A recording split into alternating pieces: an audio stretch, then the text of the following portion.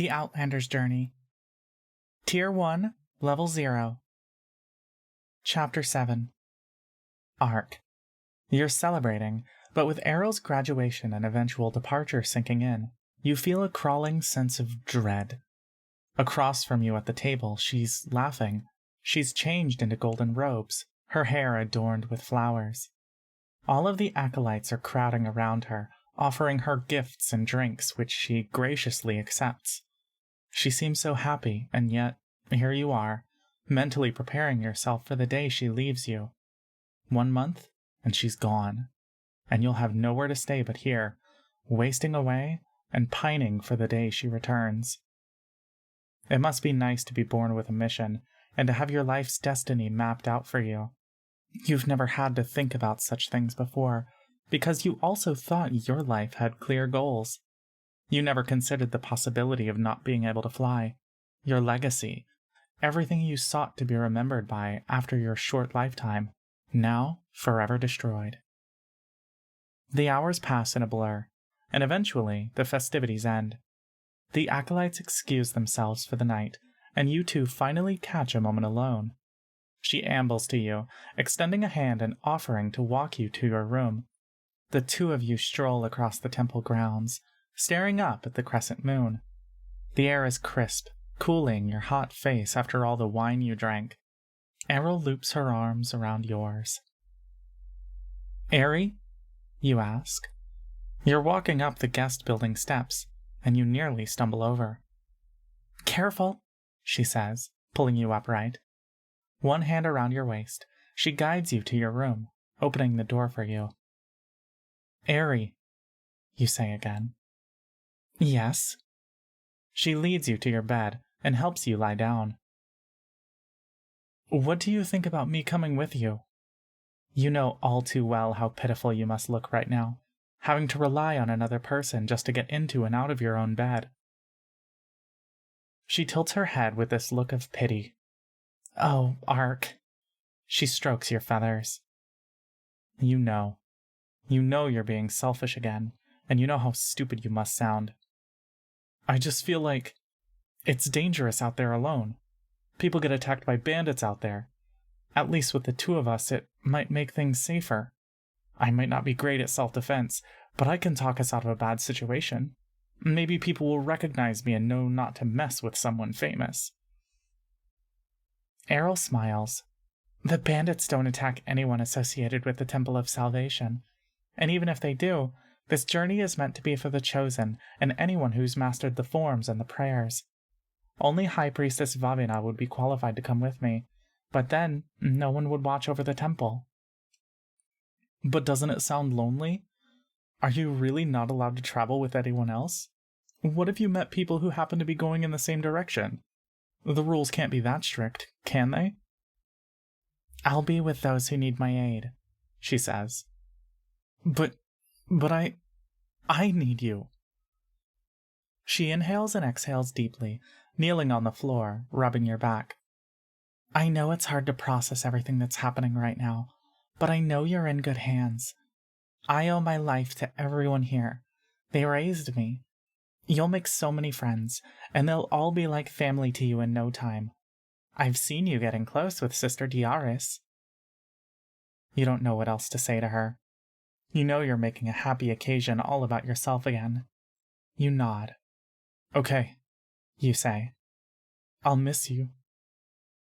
"I'll miss you too," she says.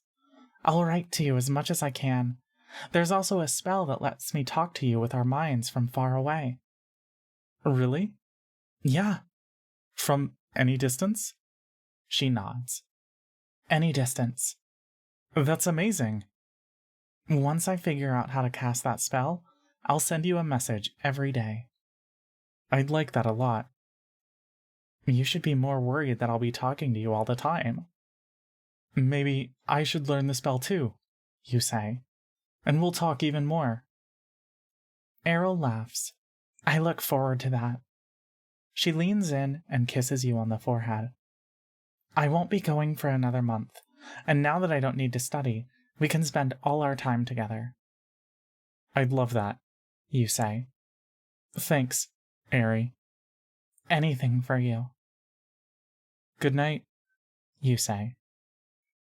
Good night. She stands and blows out the candle by your bed. She opens the door, and a cool breeze rushes in. It seems to send her away. The door clicks shut. Alone again, you close your eyes. Errol, traveling out in the world on her own. You still wish to go with her. You wish to be with her always. What would it be like to see the great unexplored lands out west, traveling together with Errol, holding hands and skipping along the road? You imagine scaling to the top of the Blue Forest Mountains and appearing before a crowd of people cheering for you, rescuing a small town from a terrible oozing monster with sharp teeth and dagger-like claws, waving at the people below as they whistle and applaud. Your new legacy now. A hero. You step up onto the stage, the crowd still clapping, but as your foot anticipates a sturdy floor, it falls through, and your body lurches forward. The audience stretches below you, suddenly hundreds of feet down, at the bottom of a vast valley. You're tumbling, and you twist around to see Errol laughing at you. You are plummeting. The pain shoots through your left wing. Errol cries out from the bottom of the valley now, overpowering the rest of the crowd. Thousands of eyes watched you with anticipation from a bottomless, black pit. The shouting quiets into judgmental whispers. You're a failure. Wasted potential, forever living in the shadow of your former glory days, worthy only of an early and forgetful death. Arms reach out and grab at you, tearing at your feathers and then your skin, and then your flesh. You shout for help. First, you call for Errol, and all you hear in response is a chanting, "Just die already!" You call for Cree, and then for Coach S, and then, as the bottom of the cavern tears itself open, for Sarenrae. You awaken. You're drenched in sweat. It's completely dark and silent. You don't know how much time has passed. Ark. A compulsion takes hold of you. You push yourself to your feet with your one working arm. Something akin to a voice or a force is calling you. You feel around for your candle and matches. As you touch the candle, however, it flickers to life on its own, illuminating the entire room with white light. Your door creaks open, and you hobble outside, following the path to the main temple. You hop down quickly to the bottom of the staircase, as if trying not to be spotted. You shuffle across the central grounds, and the golden handles of the main temple's double doors illuminate as you approach. You touch the doors, warm for some reason. They're heavy, but as you pull, an invisible hand clasps over yours, and the doors burst open. The heat lingers on your fingers, and you see the tips of your talons glowing. The entrance is held ajar for you. Come, Ark. You hear the calm trickle of the stream. You raise your candle to the many paintings of the Everlight, which seem to give off their own light source. At the other end is the altar, calling your name. You step through the stone path across the garden. The plants part ways for you. At the same spot where Errol accepted her holy symbol only hours earlier, you find the simple kneeling mat. You lower yourself. Behind you, the door closes with a low boom, followed by a soft gust of wind. It's quiet again. The sound of the stream fades. You place the candle down on the floor next to you. I am listening, Ark. You bow your head, closing your eyes and resting your hands on your lap. It's surprisingly warm inside.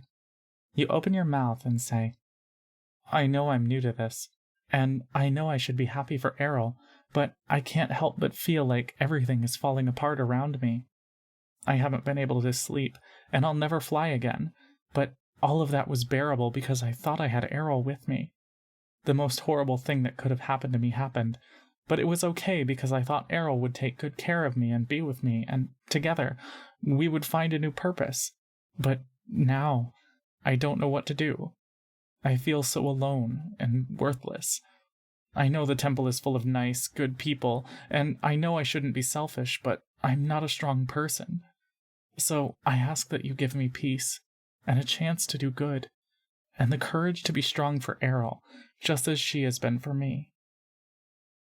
When you open your eyes, you are no longer kneeling before the altar. Your surroundings have disappeared, and you are hovering in a familiar emptiness. You sense a heat source next to you, and you turn to see a massive fire where you had placed your candle. From within yourself, the voice begins to speak. It is originating from the fire and also, somehow, from all around you and inside you. It has no real sound. It is not something to be heard, but felt, just as you experienced once before. It is a mix of raw emotions and ideas that coalesce into words. I am Sarenrai. I am the Redeemer, the healing fire. I seek to aid those who are most in need. I remember you, young Arakokra. You called for me when you were at your most desperate, and it was not long ago that you sought my aid for the first time. You have come to the moment of your metamorphosis. You will yourself to spin around, moving with your mind and not your body. Your arm brace is gone, and so are your bandages. The pain subsides. The fire should be scalding you, but it is soothing. Have you been with me this whole time? You ask. I celebrated with you when you first took flight. I mourned for you when you fell, and now I am here to guide you when you feel abandoned. Tell me, what is it that you need? An impulse grows from within your heart, as if a hand has reached in, pulling out your innermost desires. You speak out your truest thoughts. I need purpose. I need Errol. The flames expand and brighten, and the heat travels through your entire body. If you believe me to be worthy of offering you guidance, then I will provide you with my wisdom. In you, I see great potential, one that I wish to cultivate. This pain that you feel, should you choose me, will lead you to a path of healing and peace. The choice is yours. Will you accept me?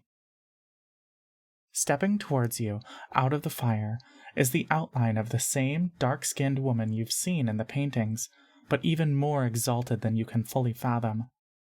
She reaches her hand out. That compulsion within your heart pushes you to take her hand. You touch your fingers to the flames. Yes, you say. The fire does not burn, and you grasp it with both hands, pulling it to your chest. Then take this blessing.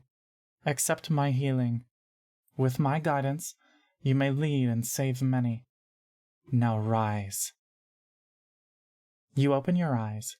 You're back inside the temple, by the altar again. You turn around and find Errol, High Priestess Vavina, and all the other acolytes staring in awe. Some of them fall to their knees. An effulgence shines all around you, and you realize you are the source.